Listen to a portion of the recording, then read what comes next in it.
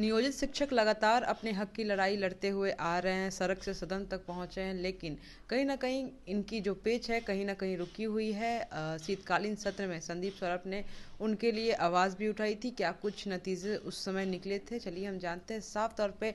और 10,000 जो नियोजित शिक्षक थे उन्होंने ज्वाइनिंग नहीं लिया। बीपीएससी TRE 1 का जो एग्ज़ाम हुआ था, काउंसलिंग में नहीं गए, तो क्या कुछ बातें सामने आई है, चलिए हम इनसे जानते हैं। सर, क्या कहेंगे शीतकालीन सत्र में जब आप नियोजित शिक्षकों के लिए बात उठाए थे देखिए, शीतकालीन सत्र में एक तो अनुपूरक बजट आना था शिक्षा विभाग का और उसको लेकर के चर्चा होनी थी। लेकिन दुर्भाग्य ये है कि भारतीय जनता पार्टी ने जानबूझ करके जिस दिन शिक्षा के ऊपर चर्चा होनी थी और हमको खुद ही बोलना था, उसमें 9 मिनट का वक्त हमको अलॉट हुआ था, लेकिन उस पर चर्चा ये लोग नहीं होने दिए।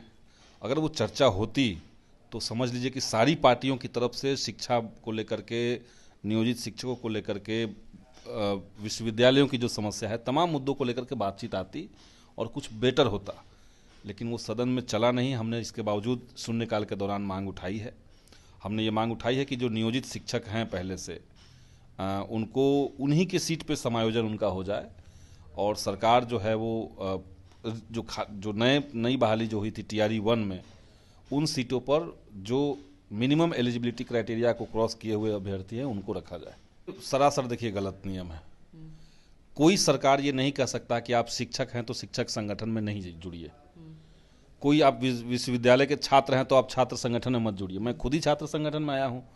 आप देखिए, दिल्ली विश्वविद्यालय में इतने शिक्षक संगठन हैं, सारे राज्यों में शिक्षक संगठन है। इवन बिहार के अंदर माध्यमिक शिक्षक संघ है, प्राथमिक शिक्षक संघ है, गोप गुट का संगठन है।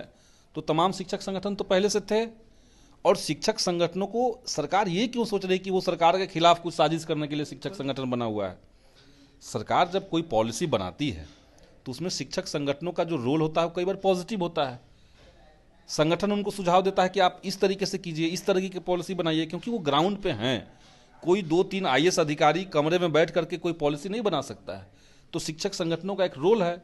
और जो शिक्षक है जिनकी नियुक्ति अभी हुई है, उनके हित अधिकार को, उनके संवैधानिक अधिकारों को, जो नियमावली के माध्यम से उनको अधिकार मिले हुए हैं, उन अधिकारों की रक्षा के लिए अगर कोई कमेटी बनती है, कोई संगठन निर्माण होता है या पहले से संगठन है उसमें ये लोग जुड़ते हैं, तो ये उनका लोकतांत्रिक अधिकार है। तो लोकतांत्रिक अधिकार पे जो हनन है, ये जो फरमान आया है के पाठक जी का, ये सरासर गलत है, अन्यायपूर्ण है और इसका तो हम लोग विरोध करते हैं। आप शिक्षकों को ये नहीं कह सकते कि आप संगठन में मत जुड़िए और कोई जुड़ गया तो उसको आप नौकरी से निकाल देंगे। ये तो अद्भुत किस्म का फरमान है, इसका हम लोग विरोध करते हैं। अच्छा नहीं है। लगातार ऐसा ही कुछ क्यों आते, क्योंकि पाठक ऐसा हमेशा लेकर आ जाते हैं कुछ ना कुछ नियमावली, जिससे स्टूडेंट्स भी परेशान होते हैं और जो शिक्षक रहते हैं वो ही परेशान होते हैं।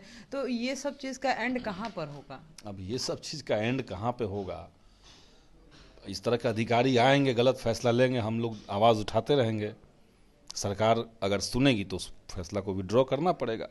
जैसे हमने मुद्दा उठाया है अभी कि भाई बिहार के अंदर ये जो आपने के पाठक के माध्यम से जो सर्कुलर जारी हुआ है कि आउटसोर्सिंग कंपनियों के माध्यम से बहाली होगी नाइट गार्ड की और उसको 11,000 दिया जाएगा।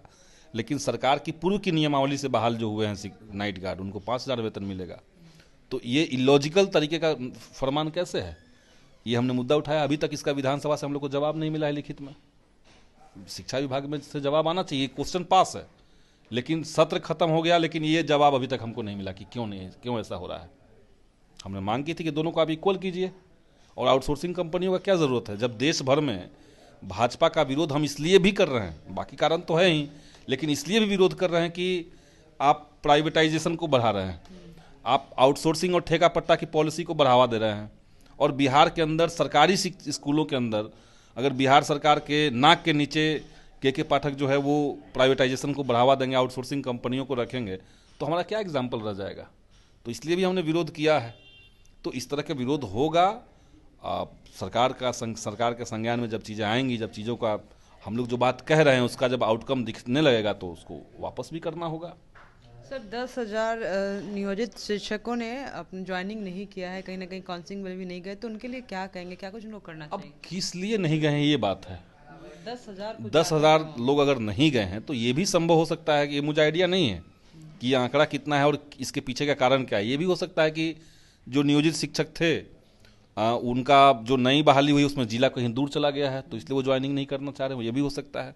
सरकार की तरफ से जो गाइडलाइन है जिसको मैंने देखा है उसमें तो यही लिखा हुआ है कि आपको पुराना स्कूल से जाकर के एनओसी क्लियरेंस लेकर के आना पड़ेगा। तो क्लियरेंस लेकर के जो आएंगे उनका ज्वाइनिंग होगा। अगर खुद से ही नहीं किए हुए हैं तो उनकी मर्जी पे हो सकता है, क्योंकि वो पहले से ही नियोजित शिक्षक हैं, वो भी वहाँ भी राज्यकर्मी बन रहे हैं, तो कोई खास फर्क उनके लिए नहीं है। बिल्कुल बिल्कुल, तो साफ तौर पे आप देख सकते हैं क्या कुछ कहना है संदीप सर का।